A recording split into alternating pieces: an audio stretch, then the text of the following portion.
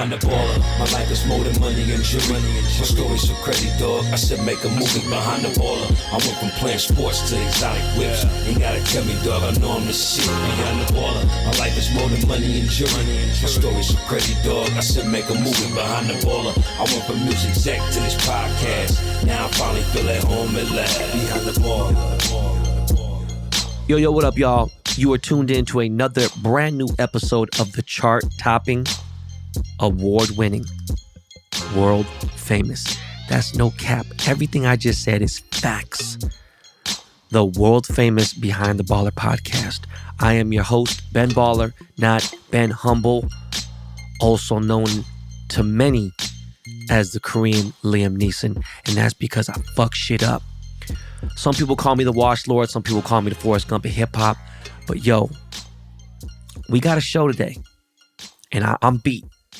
I say that all the time, but it's a little different now, because I went to the doctor. I want to get x-rays, and I did some shit, okay? So guys, man, thank you for tuning in. You already know what the deal is.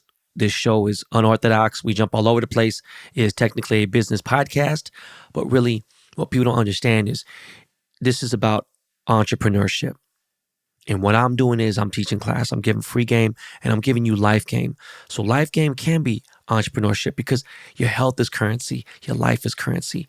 You know, what you spit out is currency. Your game, your talk, you know what I'm saying? The way you talk, that's currency. Y'all realize this mouthpiece has got me a lot of money. All right. Listen, we have a special episode. I say that once in a while, sometimes more often than others. But you know what? I don't want to do a traditional long intro to this show. Why? Because I've been hyping up this Eli Wehbe interview, and my man just came out with the book, and you know, he's already on the top seller list, you know, on best author, bestseller. And I never know my man to read a fucking book, let alone write about a book. And there's a lot of things I didn't know about Eli. You know, that doesn't mean we're not friends, because we are friends, definitely, right?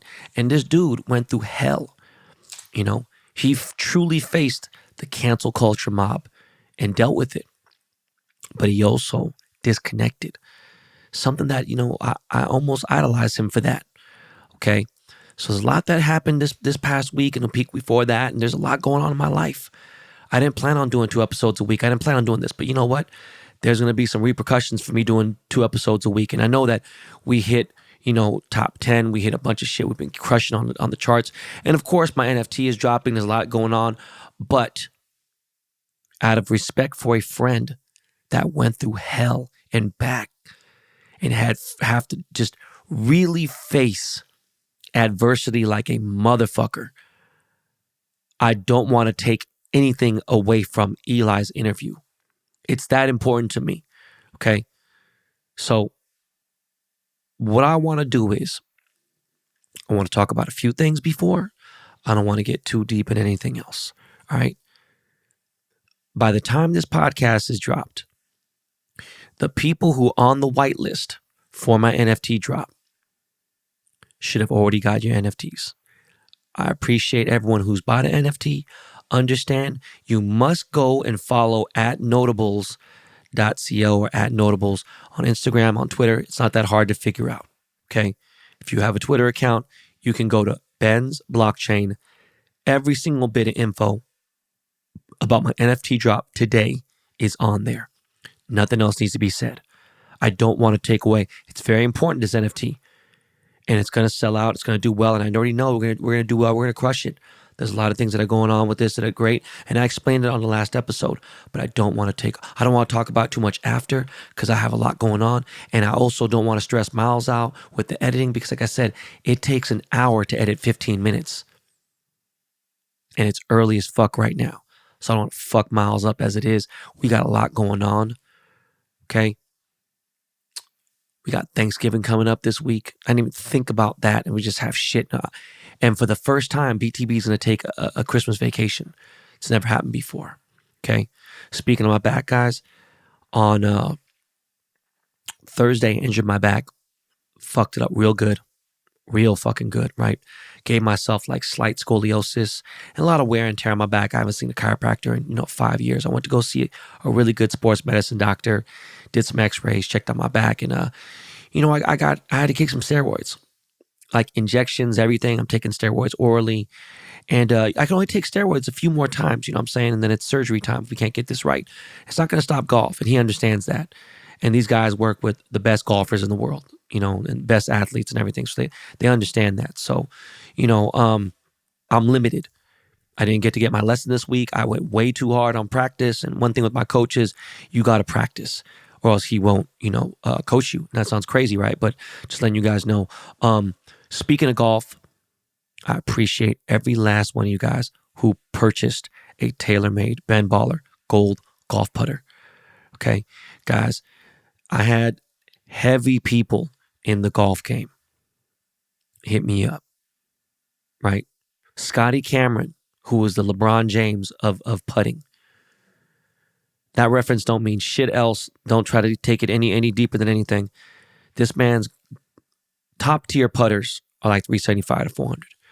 My putter was, it is what it is, but it's sold out.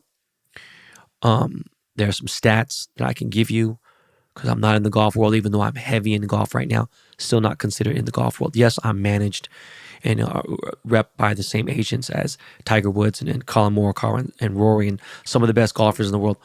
But it is an honor that TaylorMade even allowed me to put my name on there and we collaborated officially.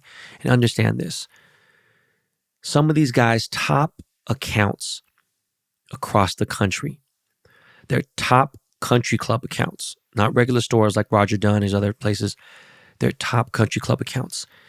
They average between $200,000 to $250,000 a year in club sales. Clubs. This was one club. And we did almost $200,000 in 7 minutes. It's a big honor, guys. Appreciate every single last one of you guys. Understand that. It is really amazing what we've been doing here with the Ben Baller brand. And I do appreciate every single one of you guys. All right. Before we get into this interview, I have to give a big shout out to Miss Philippines USA. Not going to get too deep into it, but it was a very, very amazing experience. Got to thank Lou, Razon, Rhonda, everyone involved in Miss Philippines USA beauty pageant. Thank you for asking me to be a judge. It was a honor being a judge, especially last night was something special because the Filipino community was there. Are you really Filipino if your mom didn't make you do a beauty pageant? Like it's crazy. This is real shit. This is a really, really popular thing in Filipino culture. And, my wife showed up last night. I wore a suit, tailor-made suit, no pun intended. And, this is Miss Philippines USA. People came from Detroit, from Texas, from fucking New York and everything. And, there was a young version where the girls were 14 to 17. And then there's 18 to 23. There's certain requirements. I don't know exactly what they are, but they were all very talented, beautiful, young Filipino women. And I was happy to be involved, made some new friends, got to meet one of the Miss Philippines for Miss Universe who represented Gazini. Got to meet a lot of people. You know what? I got to meet Cher Calvin of the news, Tony Cabrera of ABC News. Very fucking sharp. This guy is incredibly sharp. Cher is not shabby at all whatsoever. She is extremely sharp too. Had no idea that Tony Cabrera was Pinoy. Thought he was Mexican. And Cher, I've seen around here and there. London and Ryder are baptized at the church that she goes to in West Hollywood. Never knew she spoke full Tagalog.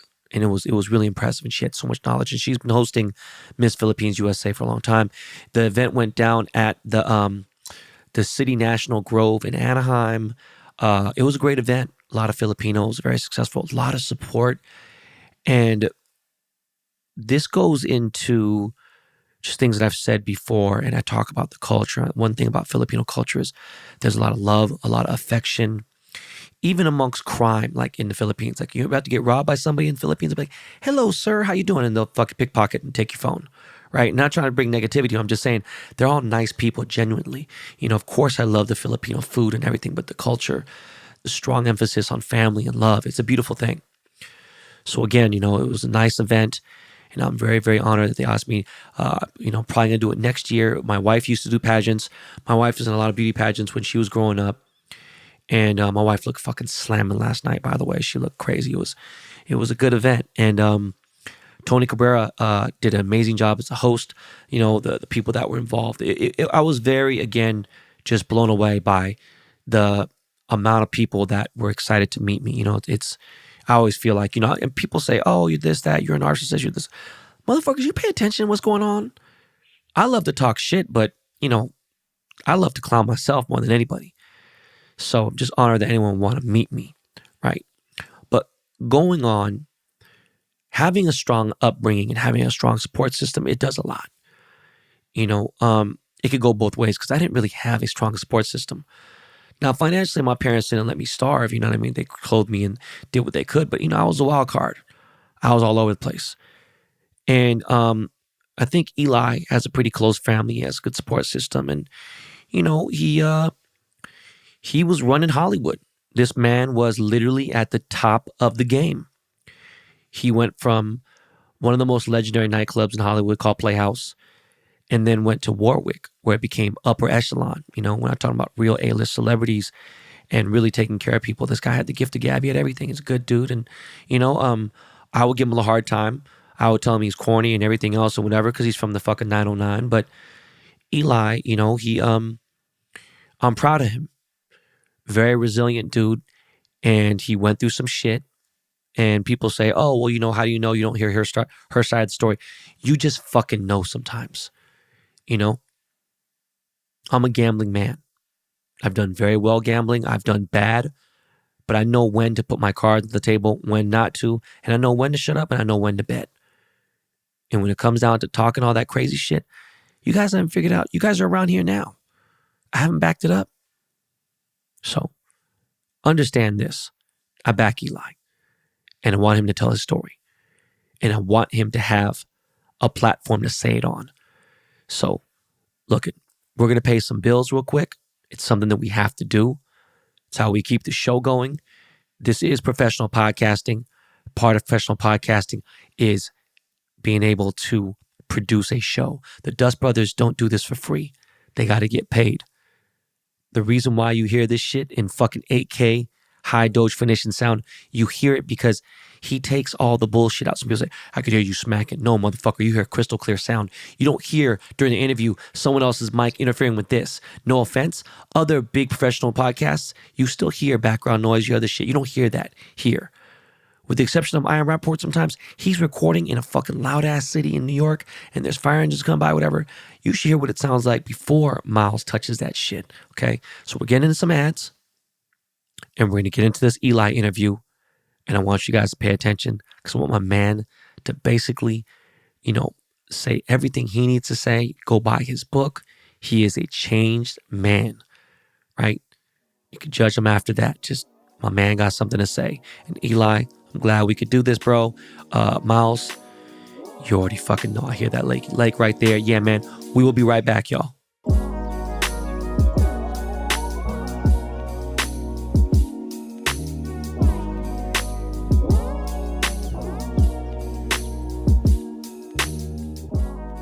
BTB Army, I know y'all are going to appreciate this one.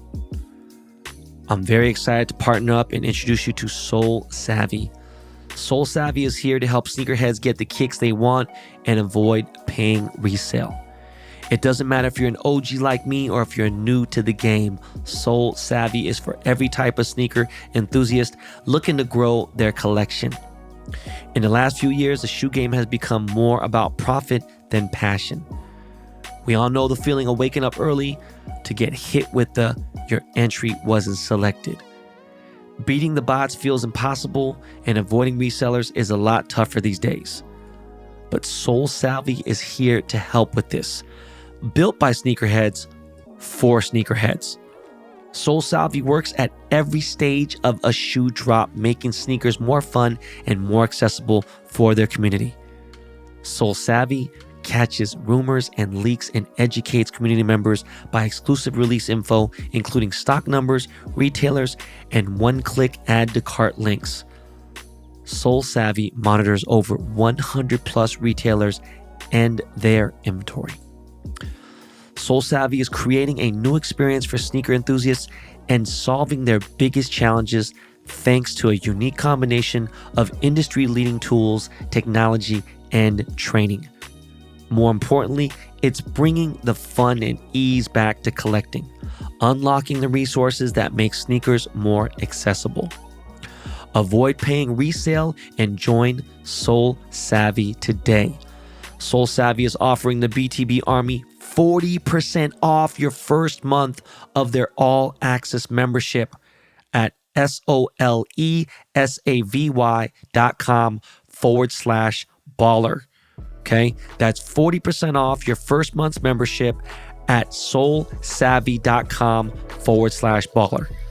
Grow your collection and thank me later. You know how Black Friday sales can be. They're hit or miss. This Cyber Week, Boll & Branch is offering their best deal of the entire year. And if last night's sleep wasn't incredible, their sheets will make all the difference. With Boll & Branch, you can get the best sleep of your life with their highest quality organic cotton sheets. Bring your savings to the sheets. When you shop Boll & Branch during Cyber Week, you're supporting a family-run business that crafts the highest quality, toxin-free, pure organic cotton sheets. I personally love my Boll & Branch sheets.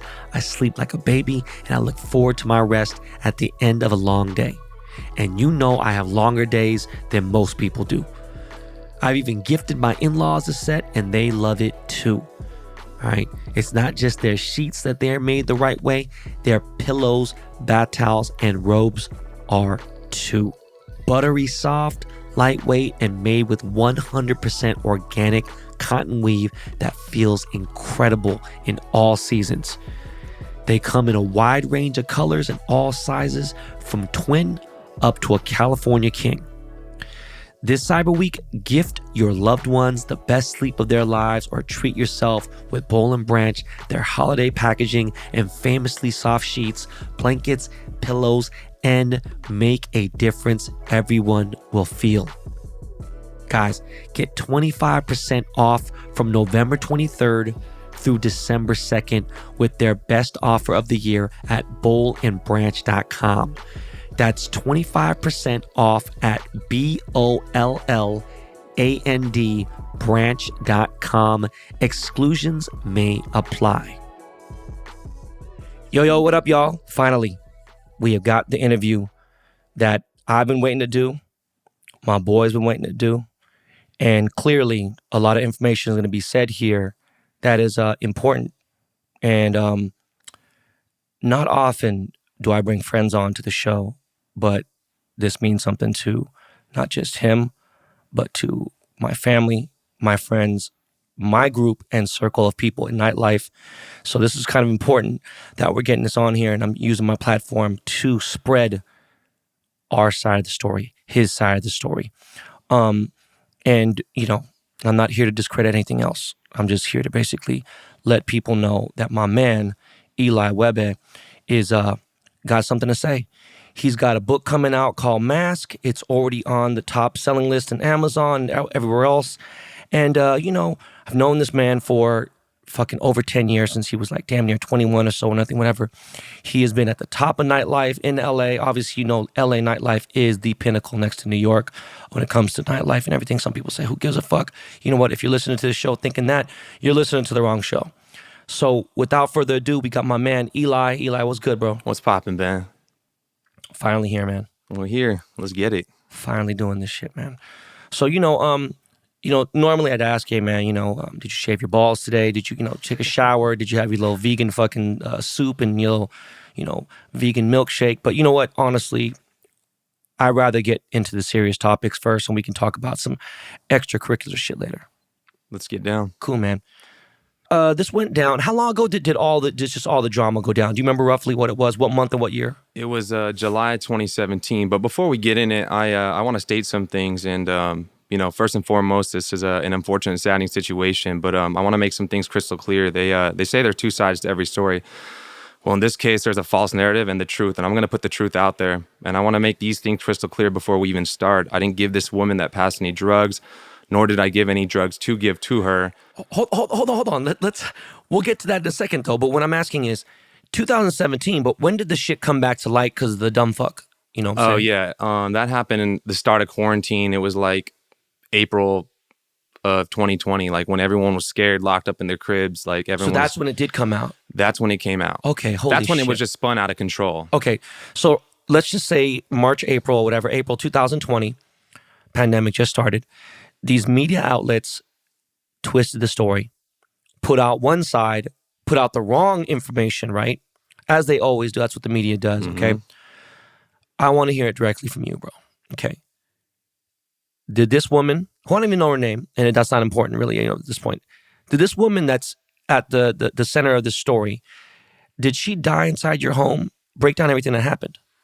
No, nobody died in my home. Actually, I wasn't even present when she was found unresponsive. In fact, she left about 5 hours. It was actually about 5 hours after she left my house. So I wasn't there. I had already walked these people out my door. And we'll kind of get into that when we kind of dive more into the story.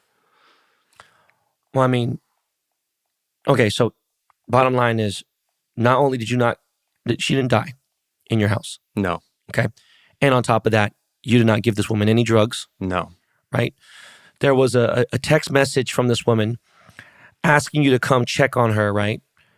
And I saw the text messages that the media put out. You didn't show me your side. And that's not important, right? Important is for you to tell your story. The media, they made it seem like you did not check on her. You're the bad guy. You know what I'm saying? You didn't fucking give this girl drugs, all this other crazy shit, whatever. And that was the last message ever shown.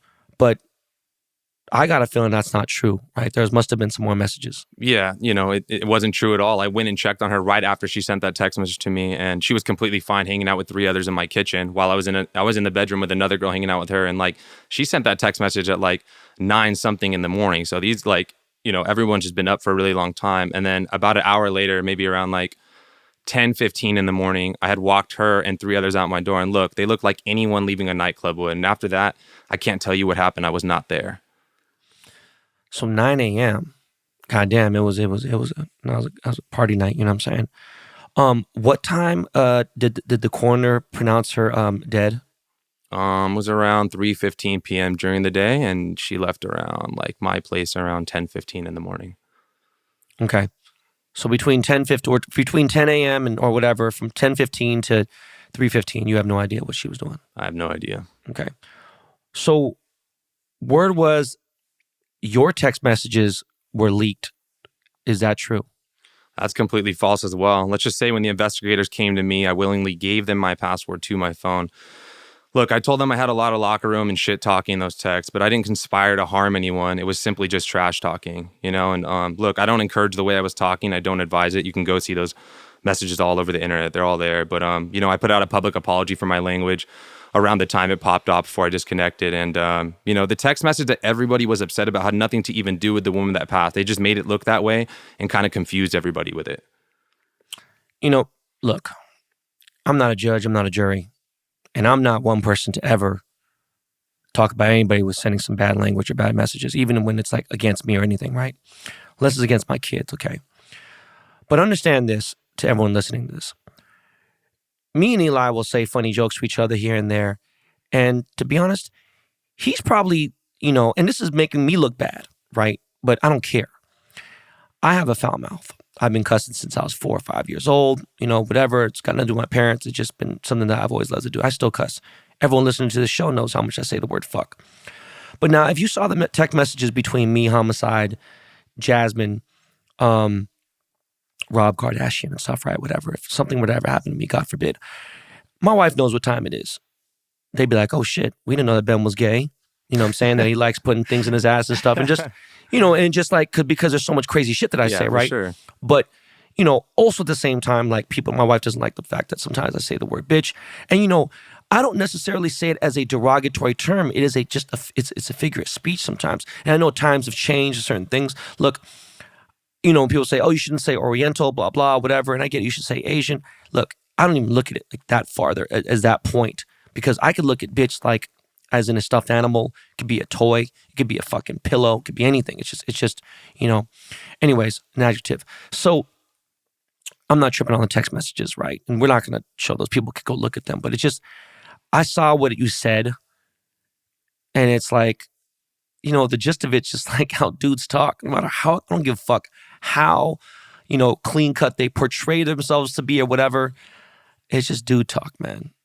And I'm not saying it's right. I'm just saying that's what it is. It is what it is. I said what I said, and it was just trash talking. I didn't do those words didn't harm anybody. Let's just put it that way. Right. The thing that the media made, it seemed like what kind of bothered me too is they made you look like you're the madam. You know what I'm saying? Like you were the fucking ringleader, right? Like you were, they made it seem as if you were the one that wrangled up everyone. And by wrangle, I mean like, you set up the girls with the dudes. And I mean, what are your thoughts on that, bro? That's also completely false, man. Like, look, the lawyers of the parents left out information that would destroy their narrative completely. She had her own text message exchange with inviting the football player over to my home that morning. They just didn't show those messages because it would debunk their narrative. They cherry-picked certain texts from the police report to make their narrative believable and make me look terrible. Bottom line, there was zero conspiracy, and they did this all just to defame my name. Criminally, they don't have anything. No. And they didn't even go after you for criminally, right? No. And you were not at any point arrested. No. The police came to your house. Yeah, and that's actually a wild story that I'm going to explain in my book because they didn't just show up. It was there was a whole circus, but I'm gonna get into that. Oh, they came like gangbusters and shit. And everything. They came. Okay, we'll get into it. So like again, that's another thing. You got to go get this book, mask. But what I'm saying is, I've been in situations where there's drama here and there, whatever, boom, and then like cops come to my house, whatever, and I'm like, yo, dog, you gonna arrest me? What's going on? You ain't got nothing. So it's like, and on top of that, people don't realize. A lot of people still don't realize to this day. Why would you arrest somebody if it's not going to stick? Meaning, don't arrest anybody because like people get two things fucked up, and cops use that tricky language too. Have you ever been arrested before? That's not the question you should have asked me. Have I ever been convicted of a felony? Is that what you're asking? Have I ever been to jail before? And that's even tricky because you could be, in a holding cell. Technically, that's jail. But because they want to have access to search your car. So if you were to get pulled over and they're like, "Hey, Eli Wehbe, okay, nice car. Have you ever been arrested before?" Be like, it's none of their business. You know what I mean? First of all, you mean you'd have to come back like, you mean, have I ever been convicted of a felony? No, I haven't. Or a misdemeanor? No, I haven't. You were never convicted. You were never charged. Nothing. Correct? Criminally. Yes. Okay. So what everyone read on the internet was obviously a one-sided complaint. You didn't really put anything out. You put it in your book and you're talking now here. But it was a civil lawsuit from my understanding. Mm-hmm. And they're suing several of you guys, correct? Yeah. So nobody was criminally charged. They did a long investigation on this case, and it just is what it is. So they're suing me, the football player, her girlfriend's house that she had passed at, another one of my friends, Warwick Nightclub in the highlight room. And look, at the end of the day, they're just going to do and say whatever they can see, what's going to stick. And if you know anything about litigation, this thing can go on forever. Yeah. Headache. Well, the thing is, look, man, when OJ got, not guilty for the criminal charges, then he got fucked up for the civil charges. It's kind of like a weird thing, right? It's kind of like a weird, that shouldn't make any sense. If you're not guilty, then why the fuck are you on the hook for any civil charges? At the end of the day, bro, like, you shouldn't be paying $1 except your own legal fees. And if anything, the fucking family should be paying for your fucking shit just because I know what, from what I know of you, yeah. And I know you as a decent person, it's just fucked up. And for those of you guys who don't understand, again, the difference between civil and criminal is a huge difference. One, the outcome could become jail. Years, many, many years, life in prison, whatever. And then civil, obviously, really only pertains to money, cash. And no offense to the woman, rest in peace, God rest her soul, and my condolences to the family. But, money's not going to bring her back. Now, if they feel like that's, payback, revenge or something, different story, man. It's just crazy. So bottom line, nobody died in your home, right? You did not give this girl any drugs. You did not even conspire to harm this girl. And your text messages or words did not cause this woman's death. Yeah, that's 100% correct. And be honest, I don't believe the parents truly think I did anything to harm their daughter. I think it's just a matter of what they can make stick with involving as many parties as they can. I can tell you this much, though. I ain't looking over my shoulder or losing sleep over it.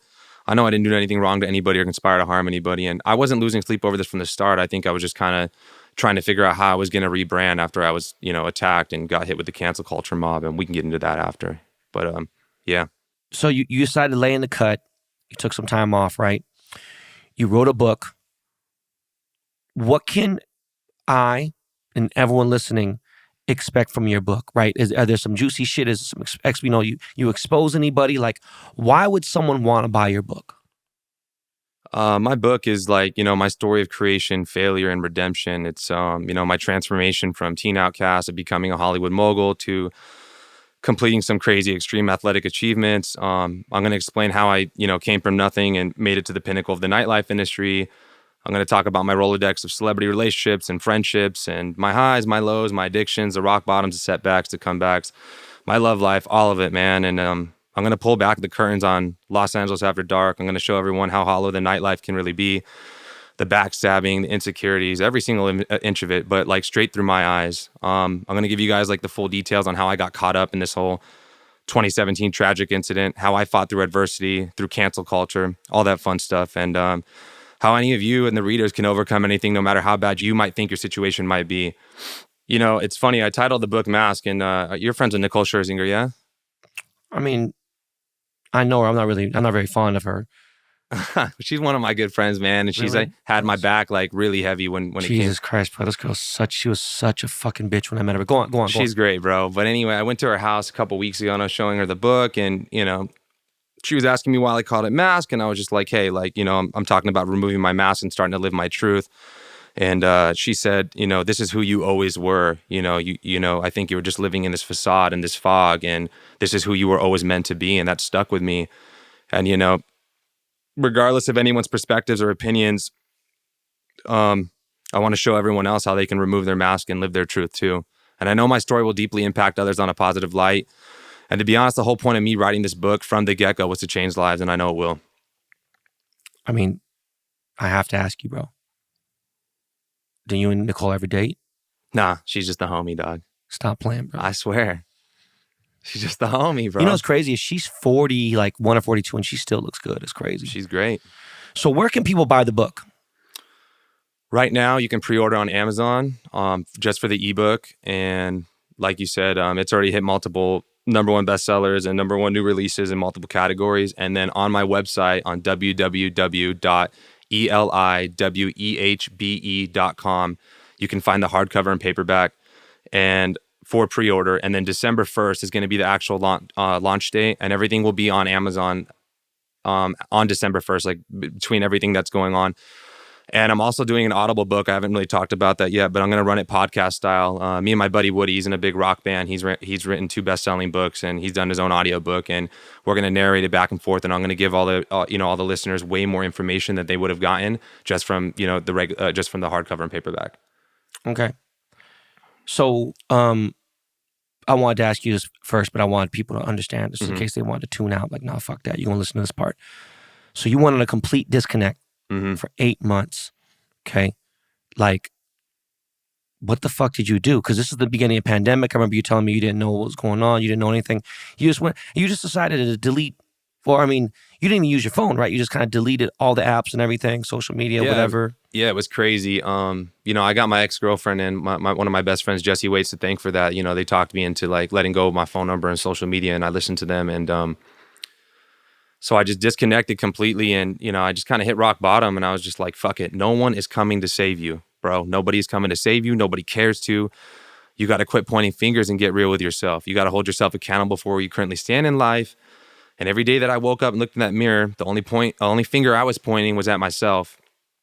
And I knew it was just me versus me. And I had to figure it the fuck out and be my own damn hero. And then, look, everyone's got a sad story. Nobody cares. Work fucking harder. That's what I would tell myself every fucking day. And during that disconnect, I just started running 100-mile weeks.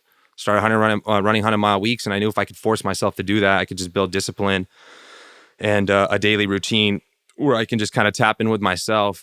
And during those runs, I was just laying down a foundation of bricks, one by one around my brain, 1 brick a day, lay down the concrete, and eventually I built an entire wall around my brain. And now, honestly, like no one's opinions matter to me anymore.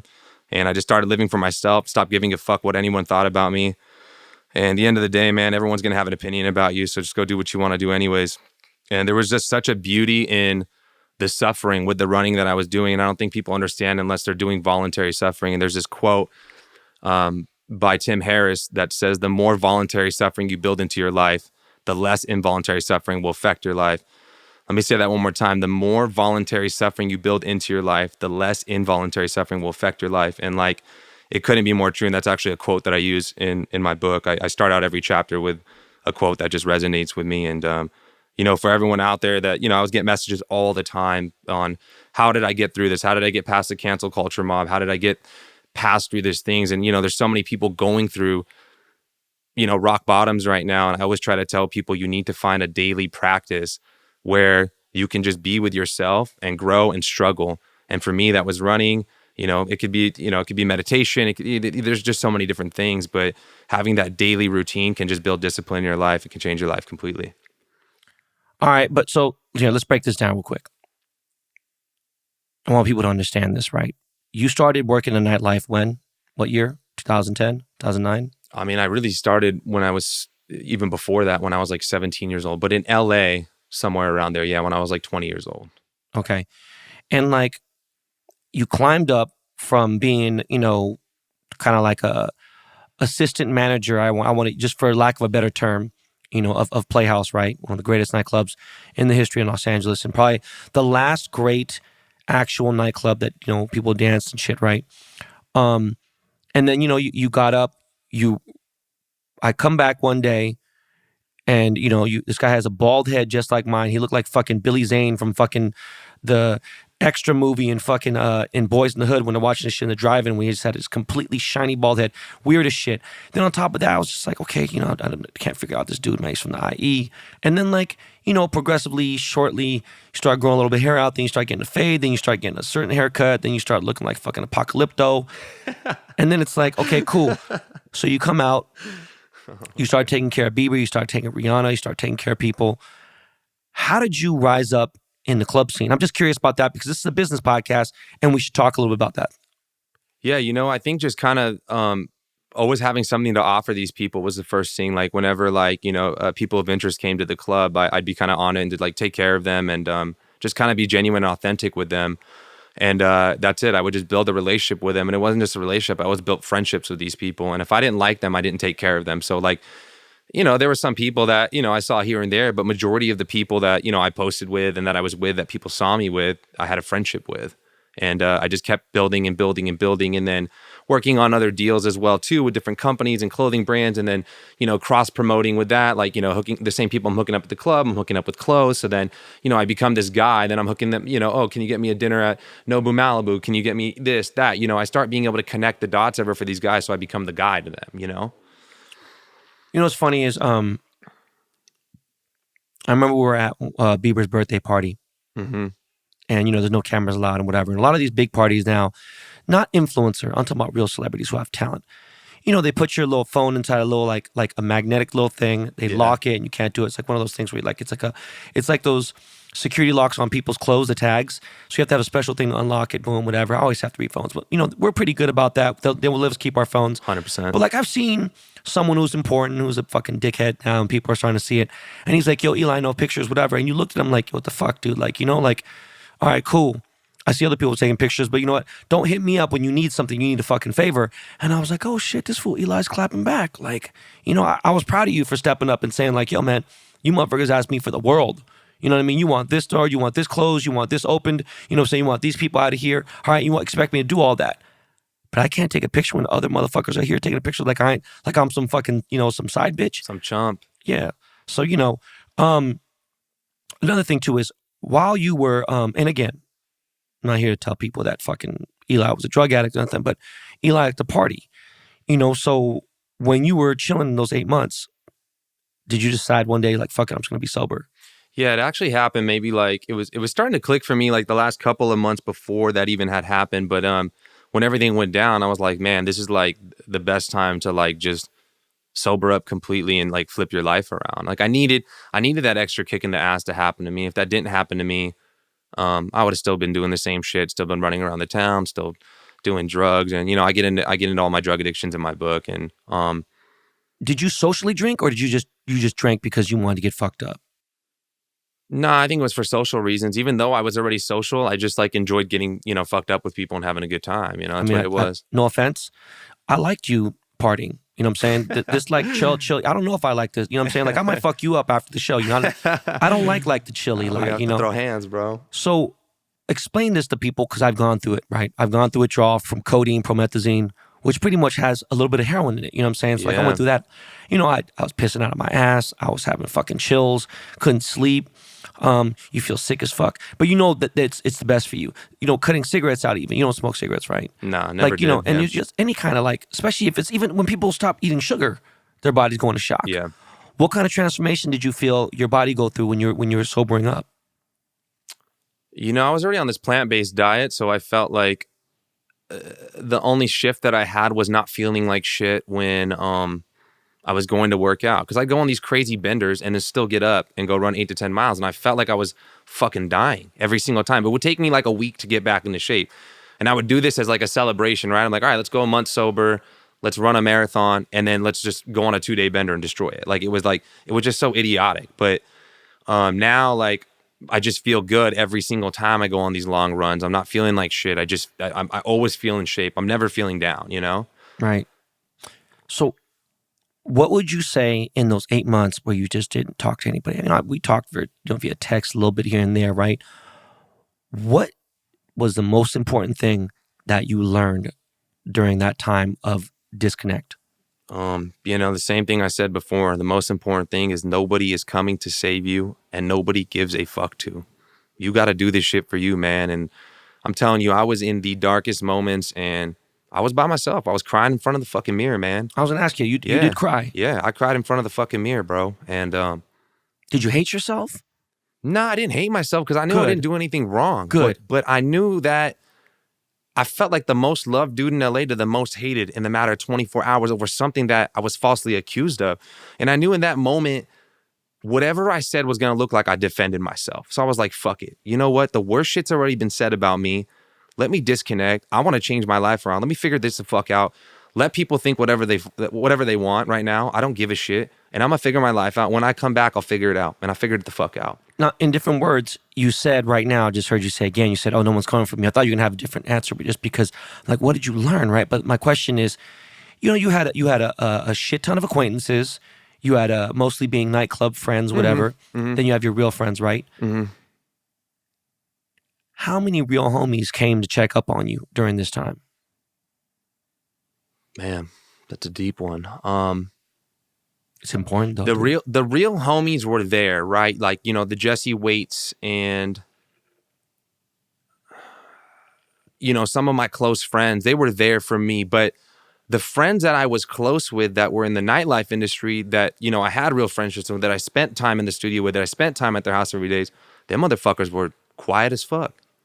They didn't disown me. They just didn't say nothing. Nobody wanted to get caught in the crossfire. They cared more about their reputation than, you know, than. So that's important. Let me ask you a question, okay? Yeah. You know, sometimes people say, like, with Black Lives Matter, oh, if you stay quiet, then you're still. Some people just don't know how to express themselves. For sure. Some people don't want to talk. Look, and I'm not defending those people at all. But at the same time, people say, oh, if you don't want to talk about it, then boom. You know what? It's not about talking about that direct action. It's your daily life. You know, if you have no black friends in your life, blah, blah, whatever, this, not, whatever, doesn't mean you're not a racist. But, you know, it really shows about certain things that you do. How much hip hop do you listen to? How much do you do this? How do you treat other people? You know, are you weird about having these people in your house? Are you weird about this? So what I'm talking about is when it came to you, because this has happened to a few of my friends. Yeah. You know, when Rob went and it went full blown explosive when he was dating Black China, I remember Kim Kardashian telling Rob, she was like, you know what? No offense to all your friends, you know, since high school and everything. Ben Baller was the only person that said something publicly. And he went, dude, I was in the fucking news because of it. But the thing is, Rob had a bunch of people with blue checks that had enough followers that could have said something. No one said anything, right? I don't know if he was mad about it, whatever. But what I'm getting at is, it's one thing to, you know, to support you, and they are supporting you, whether it be quietly in a text message or anything else. But were there homies that were homies of yours that kind of checked up on you and didn't say anything at all? Or was it more people that, like, just didn't do either? I think there was both, right? Like, you know, I got some calls from people and, you know, they didn't say anything publicly. And then some people, You know what was crazy is when I reactivated my Instagram, I wasn't even checking my DMs when this was going on. And I had like just a fucking monster list of influencers and celebrities and people that are like, yo, this too shall pass. Like, God's got you, blah, blah, blah, blah. And like, I didn't know that was all there because I was only seeing the negative when it was going down. And, you know, that touched me. And like, I don't really tear up over shit, man. That day I came back on Instagram, that shit teared me up, man. Like seeing people like support me, and even you, man. Like, you know, you talked about me in your podcast. I don't know what it was, last May. I don't even listen to it. One of my good friends, he fucks with you, having you listen to your shit, and he's just like, yo, go listen to Ben's podcast. Like, he just fucking, you know, talked really good about you, and you know, and I ended up hitting you up after that, and you were kind of like, what the fuck? How the fuck do you even hear this? But you know, that meant a lot to me, and that's why we're here. That's why I was like, yo, first podcast, I'm going with Ben. And I'm not tripping if you would went to someone else, whatever, cool. I just felt like, look, man, you know, as long as we get into a little bit of business, which we will in a second, you know what I mean, then that's a different thing. For sure. But look, the good thing is you're in a good place. I can tell you are, because I've had my conversations with you over the last, you know, 5-6 months. I want to go back a little bit further, right? Mm-hmm. So how the fuck did you make the transition from the Inland Empire, Moreno Valley, right? Yeah. From Moreno Valley to Hollywood. Like, when you first started working at Playhouse, did you live in the IE? Did you have an apartment? Like, what did you do? Yeah, no, I'm gonna get into it now, but I go in detail about this at, you know, start of my book. But I came from the IE, and I was dating some chick out here when I was like 20 years old that lived out here. So I was coming in and out, and we went to this spot called Cress. And I started working. You remember that spot? Come on, dude. 8 stories, bro. Come on. And I somehow, you know, finagled my way into working there and got a job there. And then started kind of running the door there. And then I saw Playhouse, and then finagled my way into meeting Igor. And you know, and Igor was one of the owners at, you know, Playhouse. Great dude. You know, great guy. You know, and you know, you're good friends with Igor too. So. Oh, Jesus Christ! I'm gonna tell you a funny story, dude. Yeah. Go on. And then you know. And then I just started kind of, you know, I created my own job position there, running the stage there, and they didn't even pay me at the start. I just kept working and working. And then one of my buddies was just like, hey, you want to stay at my house? I live across the street. Well, in the meantime, while you're working here, so you don't got to go back to the IE. And then that's kind of what started up me partying, because I knew I didn't have to drive back anymore. But yeah, that's just kind of how it started. And then I just kind of built my brand in there, and then, you know, became the guy that was like, you know, selling the most tables, and, you know, bringing the most celebrities in, and, you know, booking artists. And I'm just a hustler, man. Like, that's it. Like, I just fucking grind. Let me ask you, bro, and I don't even know if you talk about this in your book, but this is something business-wise. Mm-hmm. At the height in the nightclub business, mm-hmm. strictly nightclub, what would you say was your biggest year financially? Like, what do you think? How much would you say you brought in on a really good year working in the club? I don't know. I would say, like, month-wise, like, just being out 3 or 4 nights out of the week, I could do like $50,000 a week. Holy shit! Yeah, if there was just some like really good, you know. So I mean, you could bring home, you know, 6 figures a month. $50,000 a month. Sorry, I meant to say $50,000 a month. Jesus yeah. Christ. Sorry Okay. about that. Yeah. So $50,000 a month. But I was like, wait a minute. But you're only working 4 days out of the month. I'm only at the club, maybe even 3 sometimes, and I was only there for like an hour and a half. You know, but that was insane. 10 years of building relationships. No, I get it. Yeah, I get it. I'm just saying that's a lot of money. It's a lot of money. But everything started to become so easy. Like, right, it was just like, you know, I wasn't texting anybody more. I was just showing up. But, you know, it just became like. But I mean, okay, backstep. The IE, you think of the IE and then you think of like famous stars and straps and DC shoes and like, you know, shopping at Tilly's and shit like that. And you think whatever, like, how was the transition of being cool? Because I remember, you know, you dressed in a certain way. You were kind of wearing like more formal clothes. You know, you wear like a button down, boom. But it wasn't like a button down where you see motherfuckers like, come on, dog, where you going? The Elephant Bar? Like, come on, dog. You know, but you pulled up, you started figuring out, you know, your style and whatever. Was that difficult transitioning as far as like personality and things like that? No, not so much. I think like I went through so many like, you know, trying to be accepted in so many different groups and phases in my life. Like before I came out here, or actually when I came out here, I had a big ass mohawk and snake bites, and I was wearing like size 40 Dickies, and, you know, driving a lifted truck, and like, you know, I was like straight out of that lifted truck, dog. Yeah. So, but you know, like I look at like, there's so few people, I know tons of people from IE. You know, when Homicide started making multi-millions of dollars in Sugar Ray, he moved to Claremont. He moved to the IE, you know, and it just was a different vibe. He went that way because he wanted to chill out. But I look at someone like you or Shalizi, and you broke into Hollywood, and you really broke in a cool way where it was like, you know, you were able to mask blend in. Whether it was, whether it was you or not, you were able to blend in. And one of the things that I want to talk about that's really important, that it has to be said, is throughout all the shit, even enemies of yours, name a friend of yours who talked more shit than I did to you. I mean, honestly. Can you think of anybody who bashed you and fucking and just... Nah, man, that was all you. And you know what's crazy? And I've never told you this. Like, I thought you fucking disliked me for like years, bro. Like, and like, I remember like you would always like anytime I'd say positive, you'd be like, shut your bitch ass up on Twitter or whatever. Like, it always like, no matter what I'd say, I post some sort of positive thing in the morning. Like, man, shut your bitch ass positive and take your ass back to Warwick.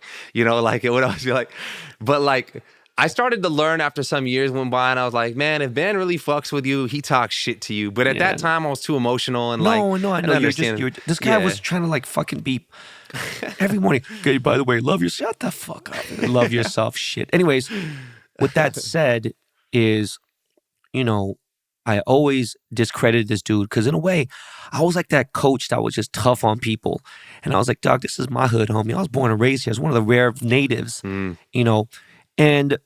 You had your share, of some girls here and there. I was like, okay, cool. Of course, he's parties. He's got fucking, this and that, whatever. He's got a fucking 11.5-inch cock. Things that girls like, right? But then you started dating someone serious.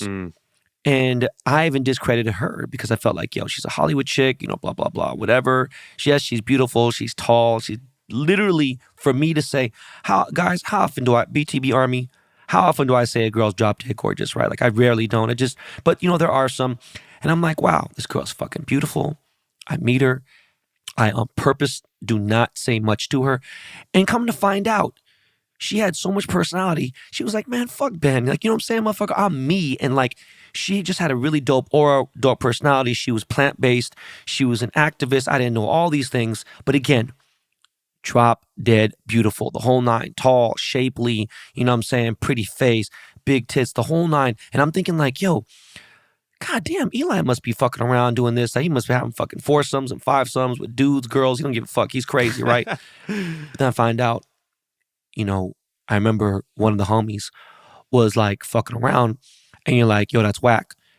And I'm like, the fuck you talking about? And Eli's like, it's whack, dog. You shouldn't cheat on your girl. And I was like, bro, you ain't creeping on your girl? Come on, dog. He's like, no, I'm not. And he was so adamant about the way he said it that it fucked me up because I knew he was dead serious, and I'm a good judge of character. And I realized, I was like, well, okay, it's, some people say it's easier to find loyalty when you find a girl who has everything. But at the same time, look, show me a fine-ass girl and I'll show you a dude who's tired of fucking her, right? And that's the truth. So that showed a lot of character in my mind. And my wife is really like, before she dated me, she dated a dude who was very similar to me. People say like, oh, God, not that guy, right? And like, it's funny but at the end of the day, she comes from such a good family. She's such a good person in general. And she's an animal lover and just the whole thing's right. And she's a good person. So like, her having your back and everything else to say, what though, at the end of the day, Eli is, like we joke around, we fuck around. When people get to know me, they're like, damn, this dude Ben, never in a fucking million years. When you think of me, Eli, today, what's the first thing that pops in your mind? Like, I'm being honest. Like, what do you think Family of? man. Family man, right? And people will be like, what the fuck? I'm like, nah, once my first son was born, that was it, and then the second one. Years ago, I didn't, years ago it was like, all right, fuck, man, I hope he don't see me. He gonna talk shit to me. He driving around the car around the corner, like, fuck, all right, cool, duck your head, he coming. But now, man, I just see family, man. You promote such a, positive lifestyle, and you're always, in service for other people. And but I talk my shit. Yeah, man, that's just your personality, dog. That's just what it is, and it's never changed. Yeah. And so with that said, when you're dating that girl, and then after dating other girls, I saw the way that you actually treated women. Now, if there's nights that you guys have sex and it's consensual here and there, whatever, of course it's going to be consensual. But I mean, like, going out here and there, ain't nothing wrong with that. As long as you motherfuckers is being safe and you ain't out there being stupid, there's nothing wrong with that. And the reason why I say this, guys, is because I've known this man and be like, some people say, oh, how the fuck, you don't know every single bed and every single girl. Shut the fuck up, motherfucker. I'm telling you on my podcast what I know, and I'm a good judge of character. And if, God forbid, I was wrong, I'd make a retraction. I'd make a statement. And it's just not going to happen because I talk that much shit because I know what the fuck I'm talking about. But I'm just saying that was a big deal to me. It showed a lot to me because, you know, I was a cheating ass motherfucker till I got married. You know what I'm saying? I was a scumbag and whatever else. So just the crazy life, you doing certain things. Like when you guys broke up, you and old girl, I talked to this girl for 40 fucking minutes after dropping my kids off at school at 8 in the fucking morning. By the way, any girl that wakes up at 8 in the morning is already a good girl right there, because most girls are scumbags. They wake up at fucking 10, 11. It's just fucking gross to me. But we had a goddamn conversation and Eli didn't even know. I was trying to get these motherfuckers back together. You know what I mean? He was going through his things and, you know, and she helped him with during addiction and stuff and everything. And you know what?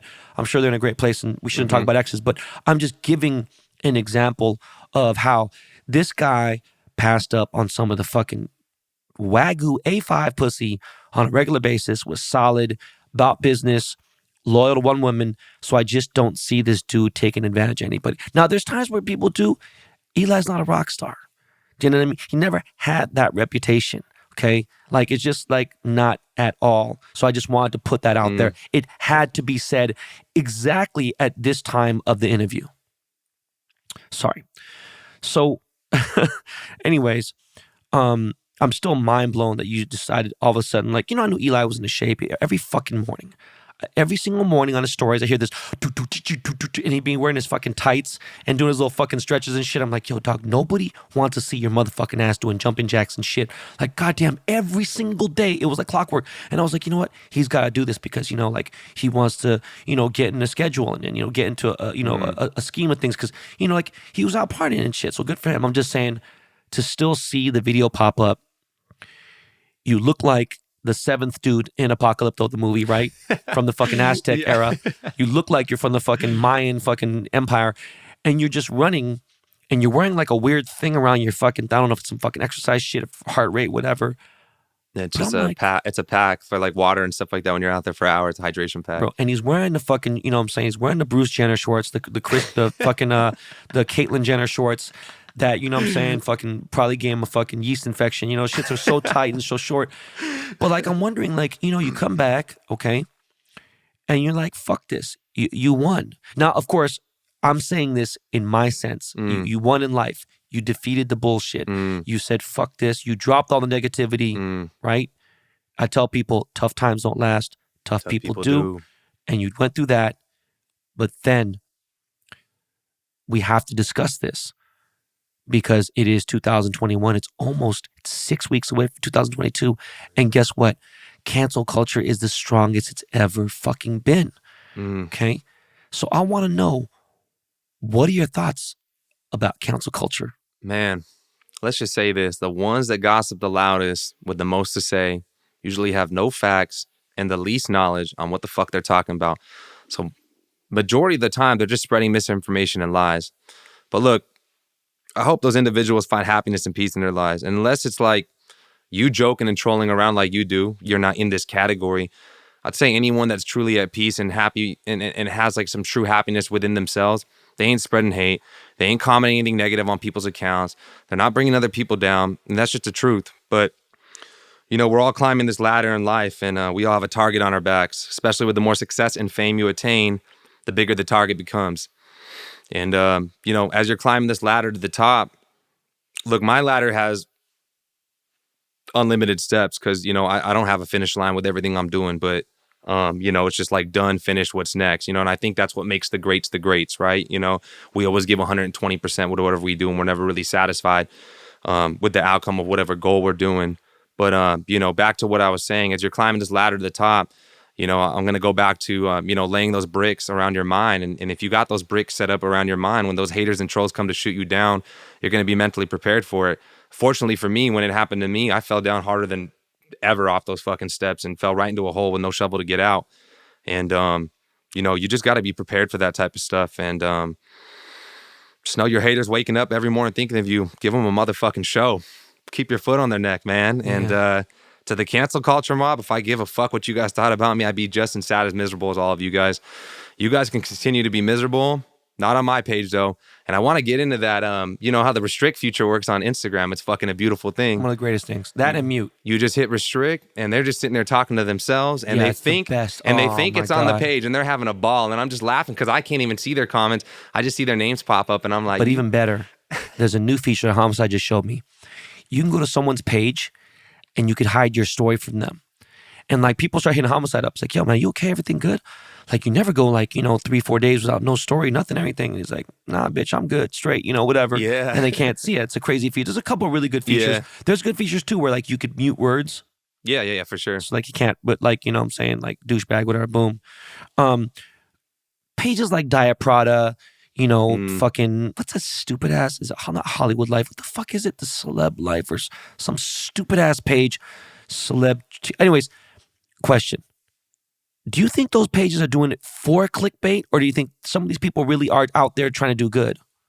Because I think Diet Prada, do you even know what I don't even know what Diet Prada is, but from the media that hit me with shit, they're definitely not putting out any good. They're just putting out false stories for clickbait. I mean, like you click on these stories. And these people like Diet Prada, they're a fashion page first, okay? They're supposed to call out people like, oh, guess what? This Alexander Wang shirt was bitten off this person. Hey, how come Louis Vuitton is taken away from this new artist that's trying to boom? And it's just like, they try to do that, but then they got involved in this cancel mob. And I'm like, yo, y'all ain't doing anything good. So now they're like, we think, or what do you guys think? We see this, and this. They're not trying to be as canceled because people are complaining about it. And it's just cornball shit. And I think that they are trying to do a good, they're doing justice, but really, they're just adding to the bullshit. They're just tearing people's lives out. They're not like, look, TMZ is legal, legitimately just showing, Some of the stories on there, though, aren't legit either, but they, I would say out of everybody, they probably do the best job out of, Well, I mean, Harvey Levin is a real attorney, too. Yeah, so he knows he doesn't want to get sued.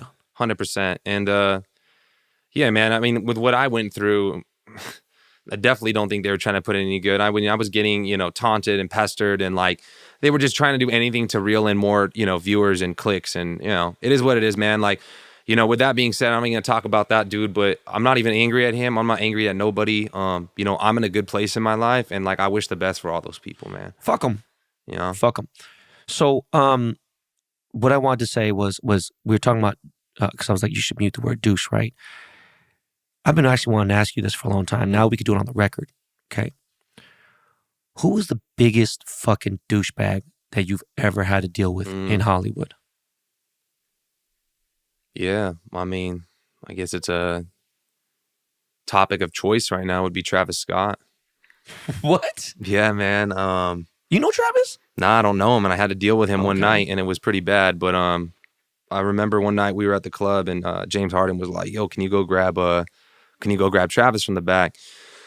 And like, we were at like the police, the fire department at the door. It was super fucking crazy night at the club. And I went back there, and one of my girlfriends walking at the same time as him. There was paparazzi outside. He was just like, "Yo, fuck you, dude." And I'm like, "What?" I'm like, "What the fuck you talking to like that?" And he's like, "Fuck you, motherfucker." He's like, are you fucking crazy? You know the fuck I am? And I'm like, what the fuck are you talking about? And he's like, "Man, they're going to take a photo of me and this girl, and they're going to fucking, frame me with fucking Kylie." And I was like, "Yo, chill out, dog." Like, I didn't even think about that. Like, and then it didn't matter though. He was still a fucking dick all night. I was like, I'll never take care of this cat again. You didn't tell him that girl was there to meet you? I did, right then. Like, I told her, I was like, "Yo, like, don't get mad at her and don't get mad at me," because he was just being a dick to both of us. And I was just like, "Yo, nope, we didn't know. I'm doing you a favor right now, dog. I'm coming back here to grab you." He just spazzed out. And he just was a dick the whole way through into the club and a dick inside the club. Damn. You know the funny thing is, he's like a little small dude. And he can't fight nothing. What would you have done if he punched you in the mouth? Oh, we would have been throwing hands. No, bro, that's the wrong answer, dog. What would you have done if he punched you in the mouth? I would have punched him the fuck right back. No, you would have whooped his ass. What do you mean, what you dog? mean? Come on. Obviously would have got his ass beat. I mean, that would have been the end of it. I just don't understand. Like, so you let him in after all that shit? Yeah, I mean, dude, it's still business, dog. Like, that's just what that stuff comes down and to, plus, right? James is like the one. Spends lots of money. He's dude. coming to the club like every Christ. fucking week. Was there every week. I mean, bro, when I went to go buy this car at Russell Westbrook's dealership, bought a Trackhawk, he bought one. And I was like, he's like, "Oh, what's up, man? How you doing?" I mean, then he went back and bought another one. And then he had Jack and George change the entire interior and change all, like, who the fuck changes the entire interior of a, I know it's a $100,000 car, which is not crazy, but he spent money to remove the entire interior and turn it Hermes blue. I was like, bro, he flew me to Houston for his birthday party. By the way, he had, Travis there, a bunch of other people, whatever. And, I've already expressed my situation with Travis. And it's unfortunate because it's getting worse and worse now. Nike just announced yesterday that they're not going to release his shoe. They're going to postpone. And I think, it's getting bad, bro. You know what I'm saying? But that's all this shit couldn't have happened to a better guy. You know, because he's such a fucking... I mean, karma's real, dog. You do bad shit's happening to you, I mean, dog. the energy he puts out. Yeah, you know? you put out that bad shit, it's coming right back to you, and I really believe in that, dog. At the end of the night, though, once he was taking care of anything else, were you like, all right, dog, you cool, you good? Or was he just... Yeah, it was just like, whatever, I dealt with James after that, right? Like, once he was in the table, like, I just looked at James, and I was like, what do you guys want? Like I know James always comes in and buys a table, but I was No, what I mean is, was Travis cool finally after that, or was he just a dick all night? I wasn't dealing with him after that. Once he was at the table, like, I went into my own area and was hanging out with my own friends, and then he was just on the floor with James, just kicking it, and they just had their whole mob squad with them. So, I mean, I can't believe out of all the people in 10 plus years of nightlife, you said he was that Jesus Christ. Yeah, man, it was crazy. Doesn't surprise me though. So, is there anything that you would like to leave the listeners with? Yeah, man, I just want to let people know, live your truth and do as much as you can to be more in service for others, and make sure your goals in life have a real purpose to them. And I'm not talking materialistic items or possessions or cars or watches. I'm talking about in ways you can touch and inspire other people. You know, like, if you got a story to tell and you know it's going to help people, get it out there. That's why I wrote my book, and I encourage you all to share your story and impact those positively around you. And, from experience, when you are aligned with yourself, when you're living your truth, when you're doing what your heart's telling you to, the opportunities will be endless. And it might not be at the start, but it will eventually come around. I can promise you that. And last, I want to say, you can come back from anything. I don't give a fuck how shitty you think your situation is. I don't care how deep of a hole you think you are in. You can grab that shovel and dig your ass out. And I promise you, there is always a light at the end of the tunnel. It is always there. And as long as you put in the work, the hard work, the shadow work, the work no one else can see but you got this, man. I'm here with you guys. And you know what I say to that? Say, shut the fuck up. Hey, that's the Ben we know, man. You know what, dude? There is a light at the end of the tunnel. And sometimes it really might be dark for days, for months, for years. I mean, just gonna be there. It's like, fuck. You see other people who just, that are just stuck. And they figure it out. They don't give up. And it's crazy. But then at the same time, you have to know when you're being delusional and when you're not. For sure. You know, and even at the most dire moments, sometimes that light might come. You never know, right? This being, the top business podcast and everything else, I want to know what's next for Eli. Yo, man, I'm on that nomad life right now. I'm about to put out my story and just see where life takes me, man. And I'm really confident in the direction that I'm going. And honestly, like, nothing but good and positive has been coming my way. Even with work type of stuff and offers of things that I want to do with, like, traveling and these things are just starting to come my way now. And I mean, is there a country that you haven't been to that you want to visit? A lot. Oh, damn. Well, yeah. What's your favorite place that you've been to? Because we talk about travel on my show. Bali. Bali's beautiful. Indonesia, actually. Man. And that's funny. I noticed old girl was there at the same time you were there, you fuck. Oh, yeah, I invited her out. Oh, okay. We hadn't seen each other in 2 years, and I had invited her out. You and motherfucker. I was like, I figured it was something weird. But it was cool, man. We mended the friendships there. And Bali is nice. I had some girls that were on my show, and they got caught up in Bali. It became a really big scandal. It was the biggest scandal in a year there. And it was really not a big deal. Bali. In Bali, bro. Oh, wow. It's because they were promoting people to come there because it's so inexpensive to live there. It's easy to be vegan there. They were living off the land, whatever, boom. Sick. And then people were being racist because they were black. It was fucked up. It was on my show. It was a really dope episode. Oh, was it those 2 girls you brought in on the show? Yeah. Okay, I remember seeing something about it. Yeah. Or some people. Really, really pretty girls. Yeah, Plus, Indonesia, they don't fuck with, like, the gay lifestyle. So they were, like, tripping about that too. You know what I'm saying? So it's just an unfortunate situation. But, do you plan on, like, starting an OnlyFans page, or, like, nah, you just... Maybe only toes. People love the toes, you know what I'm saying? But your toes are terrible. Nah, Them shits look like motherfucking baklava, dude. The IG story said they'd be looking like grape leaves, so I don't know what you're talking about. But I plan on maybe doing I want to do a plant-based restaurant somewhere in Santa Monica. And nice. Yeah. Me and Jesse had plans on doing stuff, but, he dipped out. For you guys don't know who Jesse Waits is, and he was one of the owners of XS Nightclub. He's one of my best friends, and, we had all these plans to, open new venues and stuff like that. But you guys don't understand. Trist was one of the biggest nightclubs in Vegas history, and then he put XS, and XS, to this day, nothing can fuck with it. I mean, there's nobody who doesn't know what fucking Encore Beach. I'm just saying, like, what's going on over there with with XS. It's crazy. And yes, shout out to Jesse. Shout out to Sai too. So the restaurant's good. I mean, yeah, I think the restaurant route is where I want to go. I think right now I just want to get the story out, and then just kind of see where life takes me is what I was saying. And I'm definitely open to doing something on that health and wellness route. And yeah, I'm how old are you, Eli? I'm 33. Okay, you're still young. Shit. So, do you want to have kids eventually, or you just not? Yeah, That's for really a sure. thing. Yeah, I'm Okay. open-minded to it. I think right now though, like I'm just so like in tune with myself and my schedule and my routine that like I'm chilling. I'm happy. I'm happy. Like I mean, I spent my whole life dating girl after girl after girl, and always looking for happiness within someone else, and I found it within myself, and I'm content right now. You're not dating anybody right now? No, I hang out with girls here and there. Like I'll go hang out, go to a concert, and go to dinner, and we have a good time, but. Nothing serious. Nah, right? nothing serious right now. I think at this point in my life, there's just such a big transition going on right now that like I need just to be with myself and just kind of get this going. Well, let me ask you something serious then, bro. Like, and don't lie to me. Why do I feel like this ain't gonna be serious? Because I know you're dumbass Don't- going it. No, I'm being serious, but don't lie to me. I want to know the truth. Yeah. Okay, how many men have you slept with? Here we go. Here we go, man. I fucking know this dude like the back of my damn hand, man.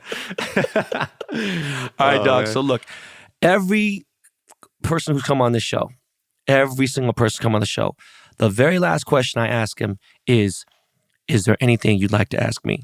Yeah, I got a deep question for you, man. And are you fulfilled with the life you are currently living? In other words, are you generally happy? And if so, what brings your happiness right now in your life? Man, that's a fucked up question. Am I genuinely happy? I am, because the genuine happiness can come from something as small as looking at my children sleep, looking at my daughter run to me when I open the door, things like that. That's just there's happiness that can't. There's nothing like it. Especially at this time right now, God forbid something would happen financially or whatever, but like I know that I got that. I handle the financial situation in the house. My wife handles the household, and we come together and we take care of everything. But that brings a genuine happiness because I do have a family, and it's very stressful. It's very tough. Now, do I feel fulfilled? That's a tough question. I've set goals so high, up in the space, up at Mars and Jupiter and Neptune and fucking Saturn, that I haven't even come near any of my goals. And I think people are like, "What the fuck? How you hit your goals? You've hit $50 million and blah blah whatever." And it's like, I don't look at things like other people do. Some people might sit there and be like, "Oh shit, I made $2 million. So you know what I'm gonna do is I'm gonna go buy a $2 million house, $3 million house." Like, nah, bro. Why don't you go buy a motherfucking $600,000 house so you got somebody to chill with and do certain things? So, anyways, me being fulfilled. Now, when it comes to material possessions or even homes or even real estate or whatever, I think for the general part, I have that, but I can't feel fulfillment yet until my last kid is either 25 or married. Until I give my daughter away, you know what I mean, in marriage and whatever, I need to see them be adults. That's where my fulfillment will come. I need to see all three of them walking around, living their own lives. And, from me and my wife's molding their minds, what they're going to be in society, how they're going to be looked upon.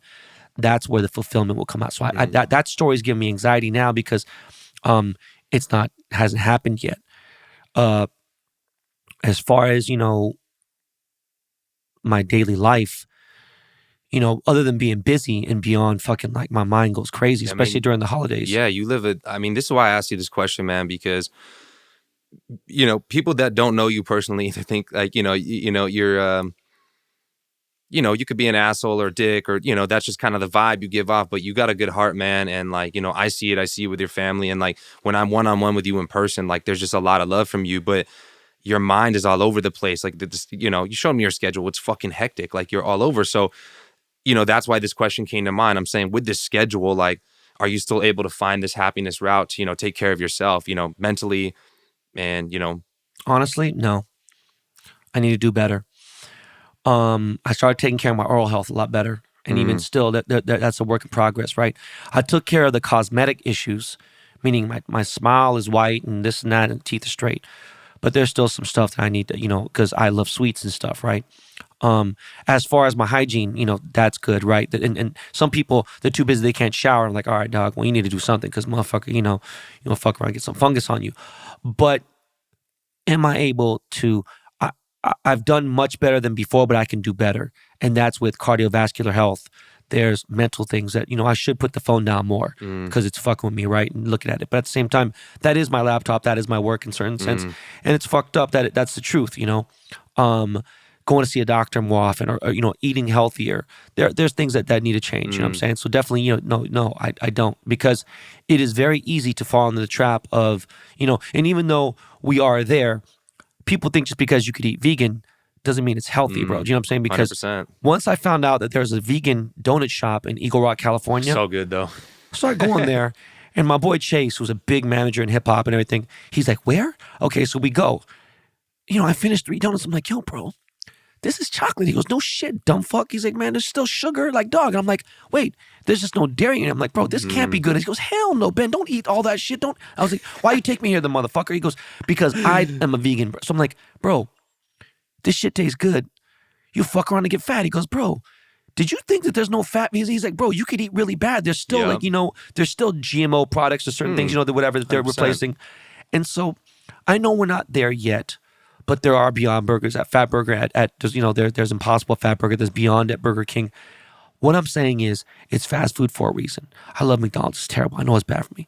But there are places you can make adjustments, and I've seen people make adjustments. So I definitely need to add more roughage, more greens, certain things like that, whatever, access to more juice and just things like that. Just, but I've gone there. It's taken some baby steps, but with the schedule being harder, it is harder to eat better. And I think as long as you're aware of what's going on, you can make better conscious decisions. And, it's not going to be a fast change. But once you're aware, you can make those choices and be like, all right, cool. You know what? Fuck it. This week, I ain't going to eat no fast food. This week, I'm going to start juicing more. This week, I'm going to do some meditation in the morning. Like, there's these small steps that you can do to kind of just like, get that mental better and physical all together, Well, listen, bro, I've seen you transform quite a bit.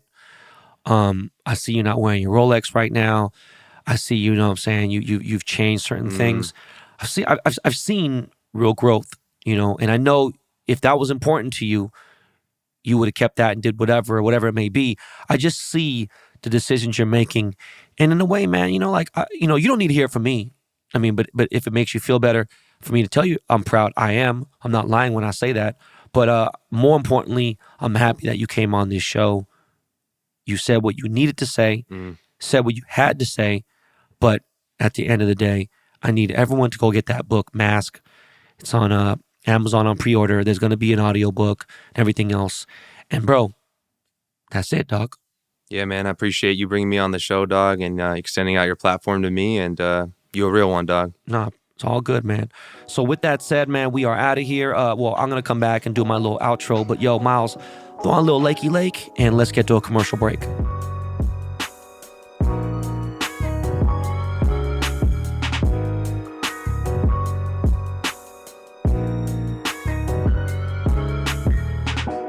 This podcast is brought to you by BetterHelp Online Therapy.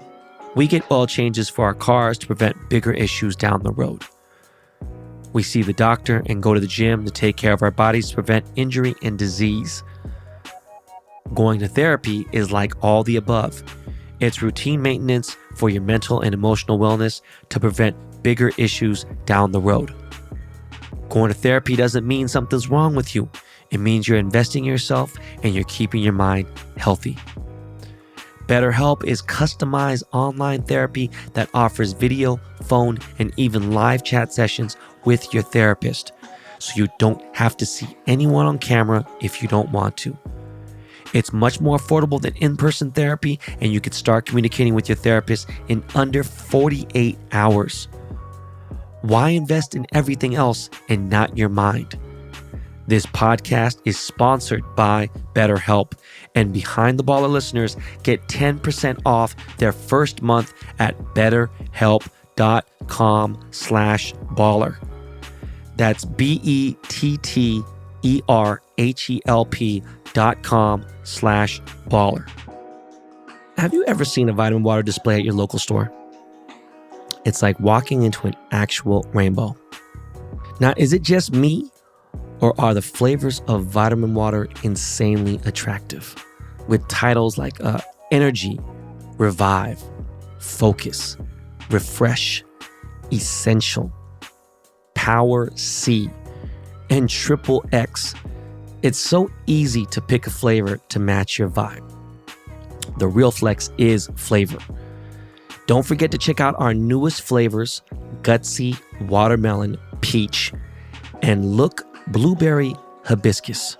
Behind the Baller and Vitamin Water, always refreshing. So we're back. One thing we're not going to do is we're not going to talk about the Seahawks. I'm going to say one thing. It's so obvious. It's not an elephant in the room anymore. Okay? It is a $1.50 across your face. If you don't know what a $1.50 is, man, then I don't know what to say to you. Okay? We suck. Look, let Russ Cook era is done. Pete Carroll, he's been fucking done. He needs to get fucking fired. You seen what they did fucking to Luke Walton in Sacramento? They should have been did this shit. The reason why they can't is because Paul Allen's not alive anymore. And you know what? Jody Allen maybe don't have the balls to fire. Pete needs to get the fuck out. 3rd and 25, you run the ball. Like this type of shit that's going on right now when you got the fucking weapons that we have on offense. This ain't a hot take. Geno should have played in Green Bay. Could have won that game. Geno should have played yesterday. Oh, we should. Shut the fuck up. I'm not trying to hear it. We fucking suck. Period, point blank. All right? Don't want to hear shit else about anything else. Not going to fucking DC now. Not going to see the Monday Night Football game, but I will be there for the Niners game December 5th. And we can catch the fade and we'll see what's good. Ain't nothing else to talk about the NFL. Other than that, the only fucking highlight was the Cowboys loss. And other than that, don't give a fuck. To the NBA real quick, Lakers been playing like fucking hell, right? But when AD shows up, and he plays like the bubble AD, is crazy. Now, this fight between Isaiah Stewart and LeBron, you know how I feel about LeBron. Was that dirty? I don't even think he fucking intentionally meant to do that. And I don't like the dude. I will never give him the benefit of the doubt. Isaiah Stewart went all that crazy for that bullshit. Let me tell you something, bro. Isaiah would have got his ass whooped by LeBron. Then he would have had his ass whooped by my boy Russell fucking Westbrook. And you see Russ was ready to go. So that's it for sports because, this was a long interview. I'm not trying to stress Miles out. And I mean that. Look at people say, oh, you should do what the fuck you want. And I do what the fuck I want to do. But I got a lot going on today. I got a fucking NFT drop and I got a lot popping, right? So we will keep it pushing right now. We're going to jump into crypto real quick. India has had an issue with crypto. They haven't banned it fully, but because India is where a lot of crypto resides, especially Shiba coin, that is taking an absolute diarrhea dump, right? But you see, Bitcoin has crashed, Ethereum has crashed, everything else. It's not to the point where I need to buy some more. It's not that low yet, but I'm not worried about it because I'm holding. And one thing I want you guys to understand, this is one of the business parts of this podcast. When you work hard and you start making money, you stack.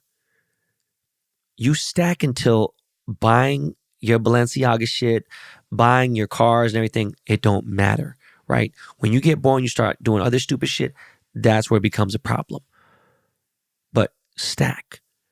Don't say you can't buy your little, Goyard wallet, get a couple belts, maybe get a couple fits here and there. Cool. Me personally, I'm not really tripping on shit like that, okay? But keep sitting on cash until you're sitting on cash, literally. Now, what does that mean? Am I talking about you actually sitting on a chair of $100 bills? Not so much. I'm talking sitting until everything you're sitting on is liquid. Everything is liquid. Anything is liquid. You got baseball cards sitting around that are worth $5, $300, $14,000, and they're just sitting there. And at any given moment, you can go cash those in, right? You got a bag of clothes, some vape, some other shit that you got, whatever you maybe bartered, bought some stuff here and there, you got some kicks, liquid, and you ain't tripping. You can wear it, you can sell it. Liquid. You're living liquid. You're literally sitting on assets. It's a good game right now to sit on assets, okay? Having crypto still. Hey, man, there's still a lot of money in crypto right now that I got. If I were to cash out, shit. Even if I took my L's, I'm taking way more W's than L's. But you keep stacking until everything and anything is liquid. All right. I want you guys to understand that. I'm at a point right now where there's all kinds of shit. Not just my jewelry stuff. I'm looking at all kinds of shit right now. I'm looking at fucking watches. I'm looking at fucking baseball cards. I'm looking at things that I can cash out. No problem at all. There's a bunch of clothes, sports memorabilia, all this stuff I want to, and I do it when I get a chance. If not, I donate it here and there. Cool. Right? Definitely on that less is more shit, but we'll see what happens. Speaking of Balenciaga and Gucci have collaborated with each other.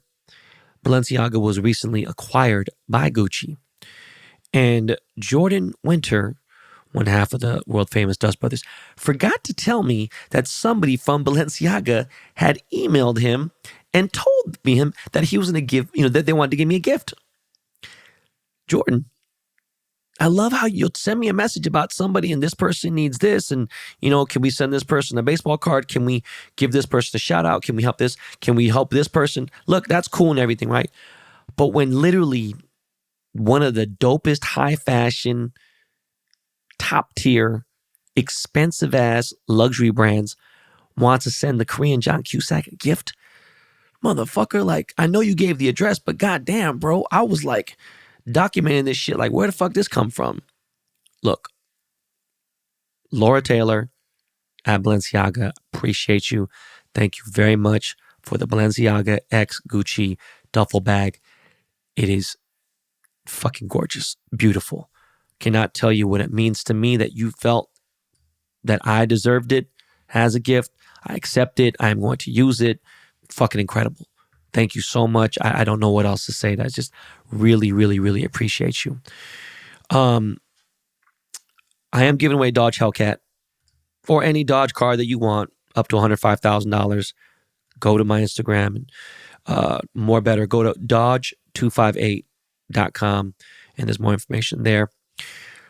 Read this stupid ass, fucking dumb ass, fucking mind-boggling, just poor, bullying, stupid, ignorant, mindless article about Chrissy Teigen and Squid Game. It was just fucking unbelievable. It was BuzzFeed and it was also Paper Magazine. Two places that, two publications that kind of like, I don't say I respect, but I looked at at one point, Paper Magazine meant a lot to me. It was like a cutting edge fashion thing. And now they're like K-poppy and weird and like corny and like fucking like thirsty and just lame as fuck. And they wrote this article and the thing said, how many times has Chrissy Teigen missed the mark or missed the point? Chrissy Teigen, who I understand is an easy target, she talks a lot of shit, whatever. She's John Legend's wife, right? People don't like her, whatever. And she finally felt the wrath of the bullying and she says things, whatever, boom. I actually know Chrissy, we're friends, right? Whatever. And I don't really care. She's funny. And, she had a Squid Game party. It wasn't a Halloween party.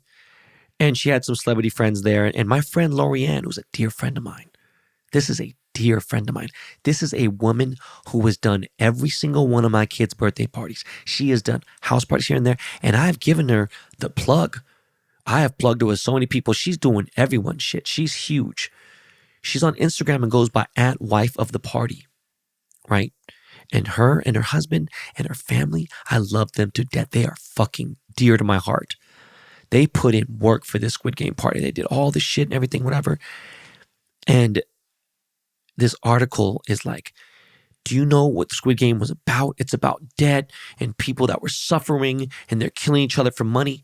Listen, you stupid, dumb, fucking imbeciles. Whoever wrote that stupid fucking article, I'm Korean. I know that culture better than anybody.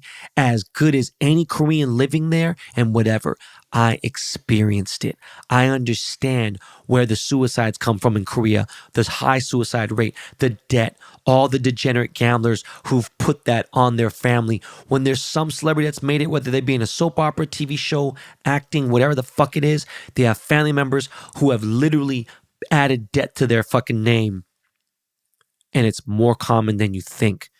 I know all about the fucking scumbag degenerate gamblers that are in fucking Korea, okay? That's their fucking fault.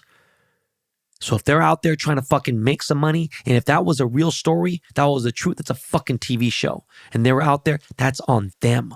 But it's a fucking show. I have friends who have done Wolf of Wall Street parties. You think they're out there fucking frauding the government and fucking cheating on their wives and doing coke? Nah, man, they're just out there fucking having a good time drinking, you know, and partying and shit. Like, what mark or point did Chrissy miss?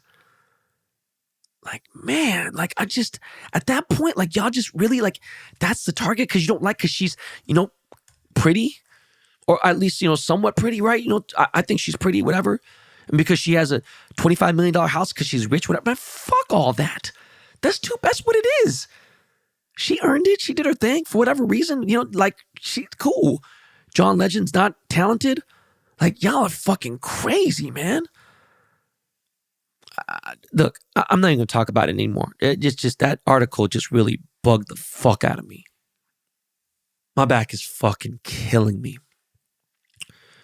So, I'm going to continue this treatment, by the way, because I have no choice. I got to get this golf game going. And if the doctor told me that I couldn't do it, and the therapist, then I wouldn't. But, you know, he says I can. And I do feel better than I did on Friday, where I felt like absolute shit. This weekend, I went to my favorite place. I think you guys already know. I went to Dave & Buster's. Shout out to my boy Popeye. And Popeye is not just a remarkable man who happens to work for corporate Dave & Buster's. I make sure that he is, you know, honored, recognized, given his flowers, the whole nine. Shout out to the whole Dave & Buster's organization. As you know, we're still in a pandemic, and my kids are at school still getting tested, you know, once, twice a week. There's been COVID outbreaks. There's another one right now at my son's school, or at my kid's school. Sorry, I shouldn't say my son. And it's difficult for the kids to get together. In their school, London finally has a best friend. Ryder has his best friend. Kaya has a best friend. All of us get along very well. We've gone to Six Flags. We've done different things. So I figure, why not get together? For no reason at all, but for the simple fact that I want to have some kids get together. So I rented out, you know, a nice private room at Dave & Buster's. My man Popeye took care of everything. You know, the kids got to play with each other, have fun. I haven't seen London and Ryder have that kind of fun in public in a very, very long time. In fact, there was a different type of fun and smile on their face that I've never seen before. So, you know, getting them used to that, playing the games, getting the tickets, being able to go to the Win store, WIN, right? You know what I'm saying? WIN. And going there and, you know, buying, you know, thing with your tickets and stuff, and me getting all the kids prizes. We get to have dessert. You know, we have a little catering and stuff and hanging out. It's just for a great fucking time. And if you can afford to, some people can, some people can't. People have birthday parties there and cool. I'm just saying it was great to get the kids together to have fun, right? It's one thing to go to a playground and have them, you know, do that. And that's cool too. Just saying this was like something where like I could have fun too, and I could do, not that I can't have fun on a playground, but I'm going to have more fun here because I got my Star Trek, my Speed of Light, which I couldn't play because of my back. But there's a lot of things I could fuck around with, right? Halo and all this other shit that's going on over there. And more importantly, just seeing the smiles on their faces, talking to the parents, getting to know who they are, and getting to know, you know, like, because, you know, I'm making a lot of sacrifices for my kids to stay at this school for the rest of their time in school. So once again, I got to say thank you so much to Dave & Buster's. Thank you to Crystal at the Hollywood location. Thank you to Rhonda, who always takes care of me at the Hollywood location, even though I frequent a lot of different locations in Southern California, Northridge, Arcadia, all over the place. Dave & Buster's in general, I do send my greatest, biggest gratitude for you guys. It is just fucking unbelievable. But right about now, I got to say, they say this is a big rich town. I just come from the poorest part. I don't sing, guys. You know that. I'm tone deaf as a motherfucker. I'm just excited because Ghost, Power Book, right? Ghost, Power series, season 2 just came out, and the shit is season 2 is fucking lit. It's already good. This little motherfucker, man. Like, yo, I'm not going to spoil anything, but episode 1 of season 2 is already starting out righteous. You know, I had my doubts about Mary J. Blige when we first started on. I forgot what that one chick's name. There's a bad bitch on that show. She is bad. Like, goddamn. But Mary J. Blige is doing her thing, man. You know, she's actually really New York, you know, just the things that they're doing on there. Sharif, I wasn't a big fan of him on the show, you know what I'm saying? But I get what he's doing. And I got to give it up to 50 Cent. He's just really, really fucking murdering it when it comes to TV shit right now. Like, Power was fucking insane. Ghost, fucking insane. Raising Kanan, fucking phenomenal. Okay? And then now BMF shit, right? So, like, Ghost, watch season 2, obviously, if you haven't seen it already. And then BMF, you know, finally a decent episode. I don't understand if it was a season finale. They said it was. I don't know if it is. Or I don't know what's going on. Maybe because now Ghost is starting. I don't get it. But it was only episode 8. That's weird. You know what I'm saying? You would think it was at least 10, 12 episodes in a season. But it was finally a decent season. A lot of action. You know, a lot of substance. A lot of things will happen. But I felt like it was too short, the season. So, I don't know. I've been like waiting for it. They kept dragging along. And it wasn't necessarily anticlimactic. It was like I got half a bottle of Pocari Sweat, and I was really, really thirsty. I could have finished the whole bottle, but like it still quenched my thirst. So, you know, I don't know, man. I can't wait for next Saturday. Oh, sorry, next Sunday. I cheat and wait till fucking, 9 p.m. Saturday and watch it. Or I wake up early before football and watch, catch up with my fucking 50 Cent shows, or the Power series, or whatever the fuck you want to call it. Guys, real quick, I have to say something real quick because it is Thanksgiving coming up, and we do have a Thanksgiving episode coming up. It's going to be special because we got a new sponsor. We're going to talk about some toys. There's a toy shortage. We're going to talk about a way to get the dopest fucking toys for your kids for Christmas and all this shit going on. But listen, guys, this year, Turkey Day at MyBookie gives you plenty of reasons to be thankful. Starting with a $250 risk-free bet on Thursday afternoon when the Dallas Cowboys host the Las Vegas Raiders. Okay? Bet the spread between the Raiders and the Cowboys at MyBookie. When you win, you win. And if you don't win, MyBookie will refund you up to $250. Simply put, you can't lose this bet. And that's what I call a no risk, all gravy. Right? Before you get your wager in, set yourself up for success by doubling your first deposit when using promo code BenBaller at mybookie.ag. That's promo code BenBaller to double your initial deposit all the way up to $1,000, so you won't need to break the wishbone to be the one to come out ahead. Okay? Feast risk-free on Turkey Day with MyBookie, and make sure to stick around for seconds as they gear up for what should be a fun Black Friday with tons of odds boosts that will have your belly and your pockets full. Bet anything, anywhere, anytime with MyBookie. And speaking of betting, guys, I ain't gotta say it, Captain's Picks is on motherfucking fire. All right. But that's all the time we got, guys. I'm really glad you guys could tune in. This is a great fucking episode. Glad my man Eli came on here and got to say what he had to say. He waited for my podcast to talk before he said anything anywhere else. He's going to go and, say his shit everywhere else. But listen, guys, NFT, the public offering is about to happen right now. Good luck. Go out there. Guys, always make it a great day. I will see you back here. Same bat time on Thursday, Thanksgiving. Remember, guys, be safe. It is crazy out here right now. There's a lot of shit going on, right? Not going to get into all the fuckery that happened in San Francisco and Walnut Creek, but just saying, be safe. It's happening all over the place, all right? Always remember, this is not your practice life. I'm still fucked up off Young Dolph. I don't know, man. Shit is crazy. But guys, you got to live your life. Don't live your life in fear. At the same time, be smart, all right? Korean John Cusack loves you guys. I will see you back here on Thursday for the Thanksgiving episode, the special toy episode, guys. Yo, Lakey Lake. Yes, sir, buddy boy. Yeah, man. Take us out of here, my guy. All right, y'all. Peace.